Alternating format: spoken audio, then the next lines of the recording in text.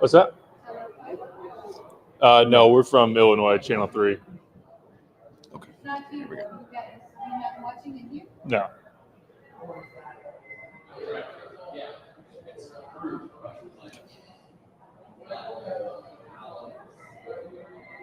Welcome into the Illini Nation pregame show. Bret Beherns and Derek Piper here, joining you from Target Center once again. Illinois survives and advances, Derek, and they are moving on to the semifinals for just the second time in the last 14 years.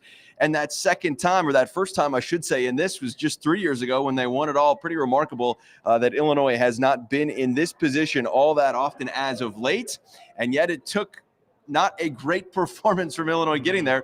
So let's start with that, Derek, as we get ready for this 2:30 tip here on WCIA 3. You can watch the game, Illinois and Nebraska. Do you feel more encouraged that Illinois won the game and that they got out and advanced, or are you more frustrated in the fact that they didn't play that well, or a combination of both? Let's start with that. It is probably a combination of both. I'm sure that at the hotel last night, Brad Underwood made sure to send some messages to the team that, hey, if we play like this, especially knowing the performance that Nebraska put on last night. I mean, I know we were doing a lot of our post-game work. We could hear the eruptions of a Nebraska crowd. On that note, I think that they'll have a good turnout as far as that goes with the Husker faithful. But 12 threes in the first half against Indiana ultimately just blew them out by 30 points last night, essentially. So Illinois needing that urgency, that intensity early, that I felt like Terrence Shanahan, I felt like that Ty Rodgers with his rebounding obviously had a really good performance. Dane Danger, I know we'll talk about him, was fantastic. You don't win last night without his performance and just the confidence that he's built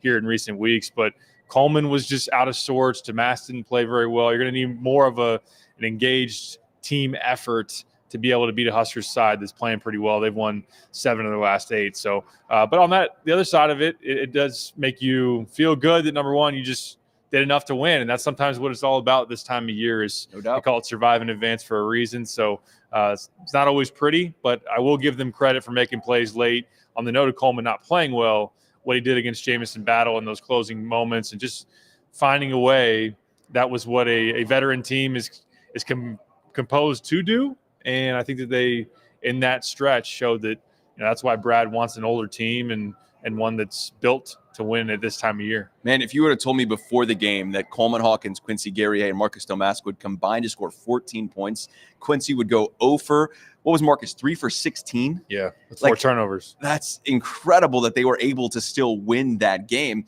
And credit Coleman, who had 7 points, and the fact that he did not play great for really, 36, 37 minutes. Mm-hmm. But then in that final stretch, he was composed, able to get it together. And I do want to give credit for that because even in the locker room afterwards, Derek, we both talked to him and he wasn't happy, but yet still, I guess, okay with the fact that you're okay with the fact that they moved on, right? You want to continue getting another chance, but they got to play better, man.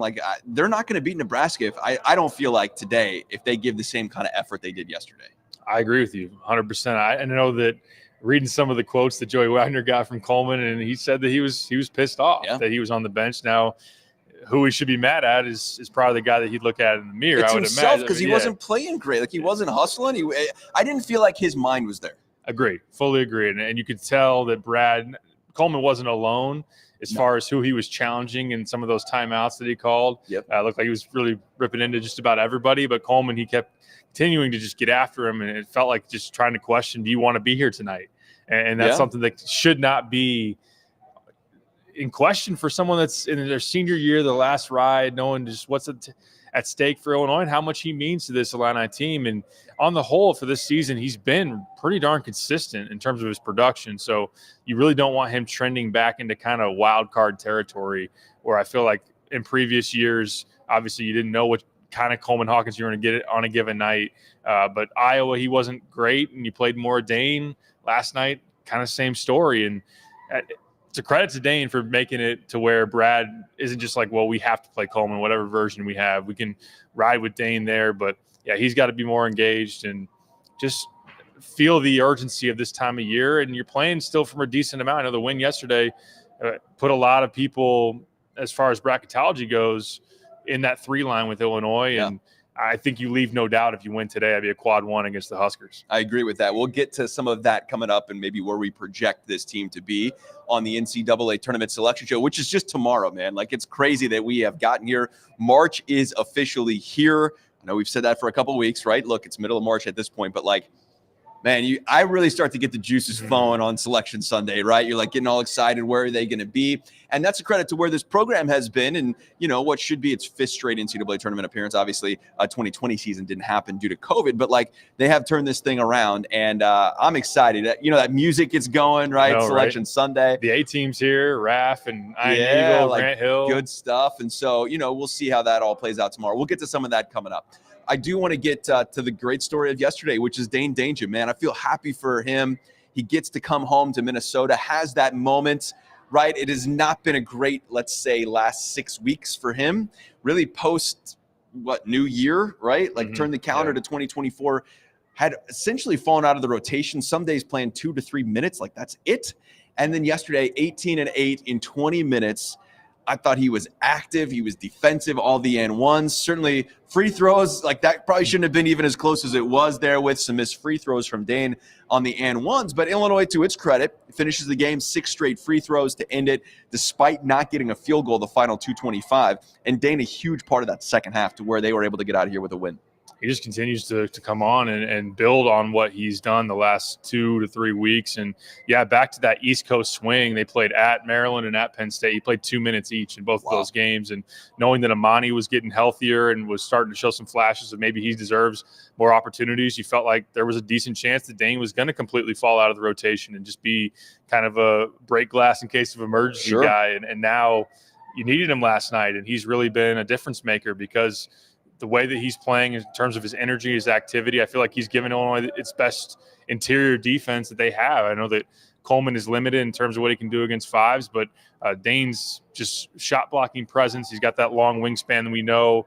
And then just when he's engaged and able to contest shots and to get after it on the glass, that can get stops, get out in transition, or obviously he can corral those offensive rebounds too and be able to have those finishes. So I thought it made me think of Georgie Bashanishvili in that it's an easy comp because of Ohio State Big Ten tournament. Right. But back in 2021, Kofi's in foul trouble. Georgie goes in, scores 10 straight for Illinois, a couple and ones back-to-back there in that second half. And he was a key reason why Illinois won that game. Dane last night when Coleman didn't have it, he had 4 and ones in the second half. So he only converted and completed 2 of those at the free throw line, but still the ability to draw contact, finish through it.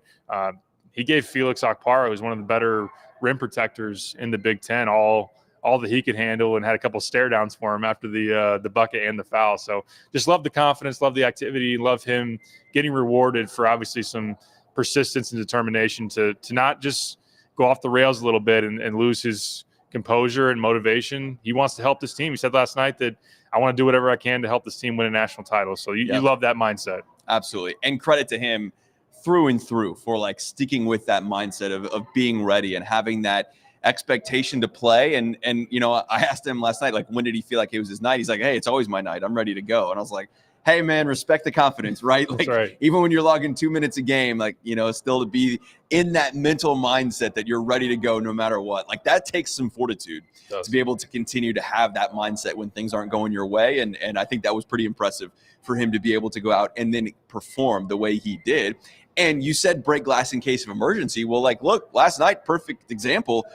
And maybe the bench, the best thing for Coleman to get him going. I can't speak for him and answer for that, but it's like, hey, look, dude, if you're not going to bring it, we're going to go to somebody else because we don't have any other games. I mean, at this point, right, you've only got today's game and then one more guaranteed, and, like, that's it. So it is time. Like, you better bring it. No excuses now in terms of not having yourself ready to go and ready to play for today. And today they get the Huskers. Man, 12 threes in the first half alone. We got to start there. Keisei Tominaga really came out to play yesterday. And they were shooting from all over the court, man. So let's start with perimeter defense as we get ready to turn the page here. Survive and advance last night, but now you got a quick turn. Let's start with perimeter defense. How do they adjust to that, knowing that this is a team that took you to overtime in Champaign? You could have lost that game, and now you get a hot Huskers team. you hope the heat wave calmed down a little bit overnight. You get a little bit of the chillier weather today. Some wind. It is colder here in hope, Minneapolis today. On the bus ride in, that maybe they lost some of that sizzle. But, 12 and a half is ridiculous. And that the crazy thing is that's not a one-off for them. They've hit 14 threes and wins at home against Purdue. They beat Ohio State with 14 threes.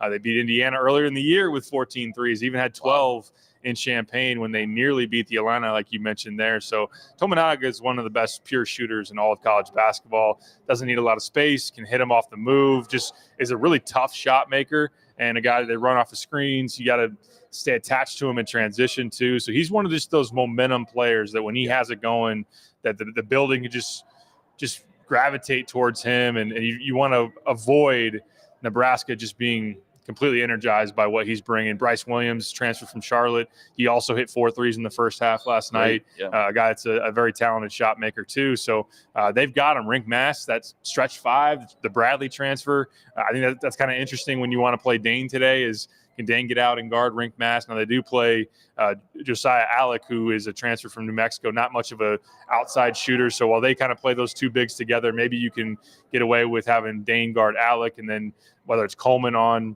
Rink Mass or Quincy Gary on Rink Mass as well. But I think that we've talked about it before. Brad Underwood's philosophy in terms of defense is limiting 3-point attempts. I think on the whole, as far as the volume of threes, they don't give up a whole lot.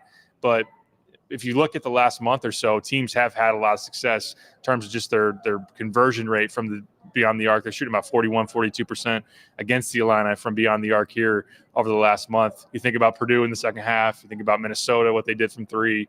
You can't let, I think in particular what I'll be watching tonight is, can you prevent the confidence and the comfort from building early in the game? You give them clean looks. If you go down, then all of a sudden it's a lot harder to cut that water off. So are you just essentially face guarding the whole way? How are you going about trying to guard some of that perimeter, knowing that Illinois is a little vulnerable in that area?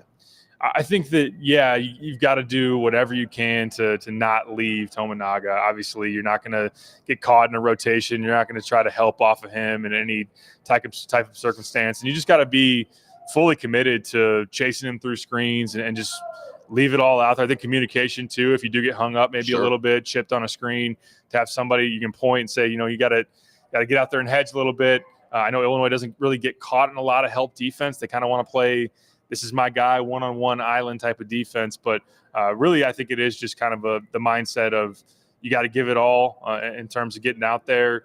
Don't bite on shot fakes, being disciplined, and knowing the scouting report, knowing that, if he's open from 30 feet, that's a good shot for him. Yeah, he's taking it. You can't allow that. You can't allow that with Bryce. You can't allow the pick and pops with Rink Mass too. So, of course, a lot of the attention is going to be on Tominaga, just knowing that he's a fun player. If you're not playing against him, and even if you are, you're going to appreciate and see a lot of headbands in the crowd. Last night, I know we were at the we went back to, what was that bar?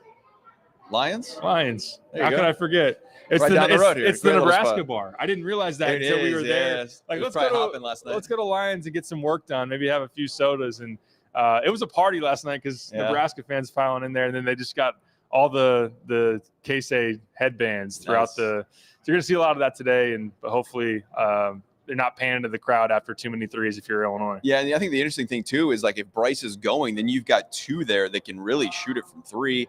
That makes it even more dangerous, and Rank can bang a little bit, and really kind of force the hand there. It's like, okay, well, you're going to pick one or the other, and what are you going to do? I think that's the dynamic where Nebraska can really start cooking there. If you get both Bryce and K-Say going, like, man, that makes them a dangerous out. I know they're on that 8-9 line right now. Yeah. If I'm a 1, I don't want to be playing even another 8 right in that opening game. Like, I think that makes them really dangerous when they're hitting shots. Well, 3 ball is a huge equalizer when you're able to make that volume of threes. Right. And just the inside-out dynamic, they can post Rink. They can get Bryce to – he's one of those guys that's not just a catch and shoot. I mean, he's got good size to him, 6'6", 6'7", can create his own shot off the dribble too. So that is where they can attack you, kind of break you down and then kick it out. They want to take a lot of threes. They have top 25 in the country in terms of highest 3-point attempt rate. So they want to get their clips up. When they're making them, they're all the more dangerous. And then defensively, I know they haven't played the toughest of schedules. Really, it's been pretty weak over the last month or so. During that stretch, they've won 7 of 8. You beat the teams that are on your schedule, obviously, but haven't even played, I think, a top 50 team during that stretch. But since February 1st, the analytics say they're like the number 2 or number 3 defense in the country. Opponent might factor in a little bit there, but I do think that on the whole, Hoiberg's done a good job of, they just know who they are. They're a good job of doubling the post, containing the lane. They want you to shoot threes with them and kind of bait you into taking jumpers. Of course, they're designed to let it fly from deep, and they hope that maybe you are not as adequate at making those shots. Yeah, and if it is a shootout, then, it makes it fun to watch. We'll see how that goes. So is yesterday's game more of a product of Indiana not being a great shot-making team, or is that more of a product of Nebraska's defense? It's probably a little bit of both. I think Trey Galloway being out is obviously something that hurts them, and we know that Indiana's guard play is already very suspect, even with him in the lineup. So admittedly, I didn't watch every minute of that game, so I can't speak for exactly what transpired. But Nebraska, when you think about what Indiana wants to do, they want to get the ball inside to Ware, to Malik Renew, and that really is Nebraska's strength defensively. They're number 1 in the Big Ten in 2-point field goal defense. Like I said, they just do a really good job of collapsing and gravitating towards the paint. They want to use help defense. They want to double the post. They want to get the ball out of post-up players' hands. I think that will play into Marcus trying to get some booty ball. They're probably going to double him and make him pass out of it. And they'll just trust their guys to try to rotate and recover. And if they do give up some threes or some pull-up jumpers, they'll live with that. They want you to shoot jump shots against them, but they want to make it as tough as possible. They're one of the best teams in not allowing opponents to get to the rim and have their field goals there. So when you look at today in particular, I think that how that applies to Terrence. Can Terrence still find a way to get downhill, get to the rim, or will maybe Nebraska make Illinois settle a little bit more? I think that's a big key in today's game. Does Marcus bounce back with that, knowing the matchup? Because he struggled mightily yesterday, and that booty ball was not working. I think we had talked about that a little bit yesterday on the pregame show here, just like didn't favor the matchups as well because of Ohio State's physicality and kind of like size. Not, like necessarily height, but just like bulk down low. They had a bunch of bigger framed guards. I don't know. Do you see this as a game where Marcus can bounce back? Because, look, they can't have him scoring just 7 points if they're going to win. You're going to need him to, regardless of what the method of getting those points is going to be. If they are going to make those booty ball post-ups be something that they make him pass out of, then maybe it is, taking some of those threes. And I think on the whole, Brad even spoke to last night, it feels like Illini passed up too many open looks from the perimeter. I think that Marcus, you're comfortable living with him, in rhythm shot from beyond the arc, but maybe even just him taking off the bounce and driving. Now, I do look at, contrary, I think, to Ohio State, who has pretty good positional size all through 1 through 5. Obviously, if Tominaga is guarding Damask, that's a pretty good matchup with him being only 6'1", 6'2", Sam Hoiberg coming off the bench, another undersized guard. If you get some of those matchups, you look for Damask to go to work, especially if he can kind of operate quickly and make that move before the double team comes. Right. But if the double comes, I think that's where that cutting, which we've seen Illinois utilize well at times, is like, Gary A off the perimeter, Shannon, Harmon. Can you, even if they're going to try to limit Damask's field goal attempts, can you use that action to get openings on cuts or obviously kick out threes? Yeah, and I think that's got to be the big thing is okay, look, if Damask is getting that double, then find someone else, right? Don't necessarily try and force it there. And I'll be interested to see, how does Marcus come out after a game like last night? I mean, I don't know. I didn't look back in his SIU career, but it's got to be one of his worst performances, especially efficiency-wise, to go 316. But just the fact that he only scored 7 points, a season low, right, for him. How does he come out today in that first, let's say, 8-minute stretch or first 4-minute stretch to get to that media timeout? Does he try and force things? Does Brad want him to do that? Does Terrence continue to get downhill? Those are the things right off the bat. I'm going to see, okay, what's Marcus's mindset today? And what's Coleman's mindset? I think it's the same thing with Coleman. Does he take a couple of threes early? Because is he able to get past that next one? Because I think that's so important this time of year. So I'm going to be watching for Marcus early on to see his response mentally. Yeah, and Terrence needs that help. You can't have when you think about that big three, I think it is a bona fide big three between Terrence and Marcus and Coleman. And having two guys off can get you sent home, and almost did last night. So at least one of those needs to have a really good response. I trust Terrence to be still in rhythm. I mean, he's had 25 plus in 7 of the last 10 games. So it's just hard to slow that guy down. Although again, Nebraska is constructed to try to take away his downhill attacks. And maybe that means some threes from Coleman will matter that much more, or Marcus taking some of those matchups, or just making some shots of his own. So just lightening that load for Terrence, making it to where a defense can't just totally key in on one guy. That's really, in my opinion, as we've kind of forecasted, and look, we're on the heels of Selection Sunday. When you think about why Illinois can go on a deep run, it's because of their offensive capabilities, because of that big three, in my opinion. Not to say that, Quincy can't step up and be a key piece, but when those three guys are going together, or at least two of them, that makes Illinois really tough to contain. Yeah. And that foul situation with Terrence last night, I mean, that was hanging on a thread. There was that 10, 11 minutes left where I thought he could have gotten that offensive foul. And Thornton was squared up pretty well. Man, that was close. That would have changed the game there completely, right? If Terrence is out with 5 fouls. It might have been 8 or 9 minutes left. Can't remember exactly the time from there in that second half remaining in the game. But, I think Illini fans holding their collective breath at that point, when he already had 4. Whew, that was a defining moment in that game, able to stay in. All right, I'm more in the mindset, Derek, that Illinois needs a win today to lock up that 3 seed. Yes. Are you in that same mindset? Some people, like Brad Evans, our good buddy, already has them as a 3. A lot of people still as a 4. Where do you lie in that? And does that give Illinois some motivation today, knowing that they could pretty much all but lock up a 3 because they've gotten some help, right, from other people other teams that are kind of in that same 3-4 mold? That's where I'm at. How are you feeling about that? I'm 100% with you. I think that you do cement it with a win today. I would imagine. Now, obviously, we're not in the room with the committee and know exactly how they're breaking these things down. And same thing with as good as they are at their jobs. We love Brad. We love, we respect what Joe Lunardi does. That those guys are just forecasting based on their opinions. But Lunardi, Brad Evans, Jerry Palm all currently have Illinois as a 3. Some still have them as a 4, just to kind of take away a decision. I think that as I look at the resumes, Duke right now has 5 quad 1 wins. Illinois has 6.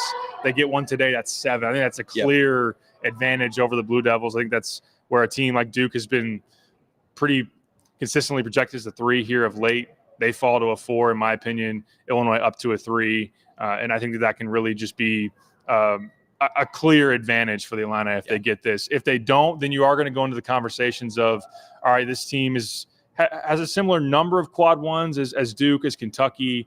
But still, I think that the argument can be made against Illinois of just the quality of those wins, that you don't have a top-tier win. Duke still has a better win on their resume by beating Baylor. Kentucky's beaten 4 top 10 teams in the net. I don't think Illinois would jump them. Probably still don't jump them with a win today. So Kansas is another one that's interesting in how the committee evaluates them with their 2 stars injured. I know they've come out and said that both McCullough and Dickinson will play, but while they've slid down the stretch, they still have, I think, a number of top 25 wins on their resume. So it's interesting kind of making those determinations and which way to go. I think Illinois makes it an easier choice for the committee by winning today, and I'd fully expect them to be a 3 if they get this done today. I would agree with that. And this game that precedes this one, 58-56, Wisconsin beating Purdue, 4:32 left here in the game.